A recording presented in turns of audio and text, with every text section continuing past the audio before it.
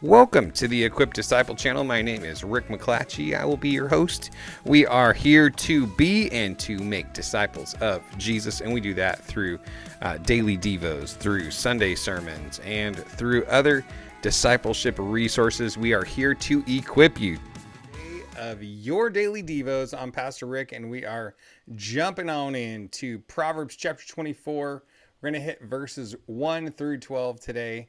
And victory comes from this. That's where we're going to try to find out what is the this. Where does victory come from? Make sure that we're looking in the right place. I know a couple days ago we saw that victory comes from the Lord and not from human strength, and not from the horses, all that kind of stuff. Some may trust in chariots, some may trust in horses, but we will trust in the name of the Lord our God. Amen. So verse 1 of chapter 24 comes in like this. Don't envy the evil or desire to be with them, for their hearts plan violence and their words stir up trouble. So don't envy them. Don't desire to be like them, even though it seems like they're getting to do all the fun stuff and it doesn't seem to be hurting them, right? Like, you know, in the end that they're going down to Sheol, the place of the dead. It's not a good situation. And yet, in the moment, in the temporary moments, we can look at what they have going on and we can think, yeah, that looks so good. That looks so entertaining. It looks so much fun. And we can get sucked into, like it says, don't desire to be with them, because their hearts plan violence and their words stir up trouble. And it ends up not just kind of sticking on you, but it actually begins to change you and you become more like them. You become like the evil that you have been so fascinated with. A house is built by wisdom and established by understanding. So wisdom and understanding build solid foundation in life so that your house can be firm, can be steady, can be able to stand up against the storms of life that come your way. By knowledge, the rooms are filled with every precious and beautiful treasure.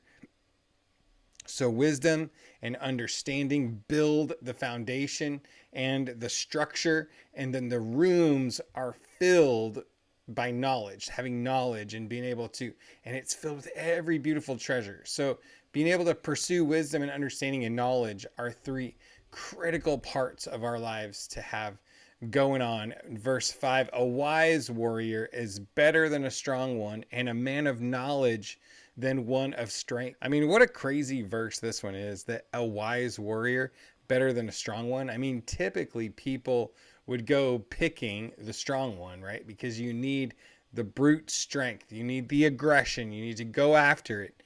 But it's saying that a wise warrior is better than a strong one. For you should wage war with sound guidance, and victory comes with many counselors. So that many counselors piece is what we were referring to in the cover slide right there. You know, victory comes from many counselors, having many people, and not just any many, right? Not just any many, but a select many people to speak into your life and to help you avoid the pitfalls and the potholes, and to be able to walk the path of integrity and righteous living and get to the end and accomplish what you've set out to accomplish. So verse 7, wisdom is inaccessible to a fool, and he does not open his mouth at the city gate. So the city gate is where all the leaders always hung out, and they spoke about important matters of the city. And here it's saying, man, that fool, he doesn't even open his mouth at the city gate because wisdom is inaccessible to him. And wisdom is the application of knowledge. It's being able to actually do something with it.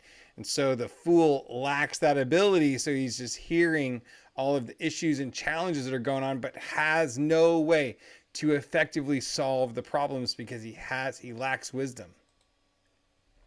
The one who plots evil will be called a schemer, and a foolish scheme is sin, and a mocker is detestable to people. If you do nothing in a difficult time, your strength is limited. And so your performance in difficult times is what actually reveals what's going on inside of you, what's actually there. So we don't want to, when things are good and things are happy and things are flowing and things are, solid, we don't want to think too highly of ourselves in those moments, because it is what comes out in the difficult times that really indicates what is going on in your heart and what you're actually made of. What you're actually made of gets exposed in those times when things get really tough. Rescue those being taken off to death and save those stumbling towards slaughter. And that, I think, is just a cry to keep your heart tender towards broken people. Don't get to a place where you celebrate what's going on if they're suffering, if they're going down the wrong road. Rescue them. Rescue the ones that are being taken off to death and save those stumbling towards slaughter. If you say, but we didn't know about this, won't he who weighs hearts consider it? Won't he who protects your life know? Won't he repay a person according to his work? And that's just the fact of the matter, is that God sees what's going on and he tracks it, and he pays people back when they treat the poor well, when they treat the broken and the downtrodden well, when they treat the orphan and the widow well. God blesses and pours out strength and protects them, because God is watching and seeing how we will treat even the least of these. So again, let's go back to, in the multitude of guidance, with sound guidance and victory comes with many counselors. How many counselors, how many people do you have around you in your life that you trust their judgment and you're willing to bring them things and to talk about things and to be vulnerable? That's such the key part of this. Is Galatians chapter 6 and verse 2 does say, you need to bear one another's burdens and so fulfill the law of Christ. So bearing one another's burdens is a really important part. However, if we're not humble and vulnerable enough to allow people to see our burdens, to see the things we're going through, we'll never be able to bear one another's burdens. So bearing one another's burdens requires the desire and the willingness to go and help somebody, but it also requires the humility and the vulnerability to let someone know what's actually going on in your life, and not just be like, hey, how you doing? Oh, I'm doing good. Hey, how you doing? I'm doing fine. Hey, about the same, or whatever your answer, whatever your typical answer is. We need to get away from, yeah, I'm good. Yeah, I'm fine. Great. Thanks for asking, whatever. Tell the truth. Let people in so that they might have the opportunity to bear one another's burdens. So with that, a big hearty God bless you. Have a great day. I will see you tomorrow.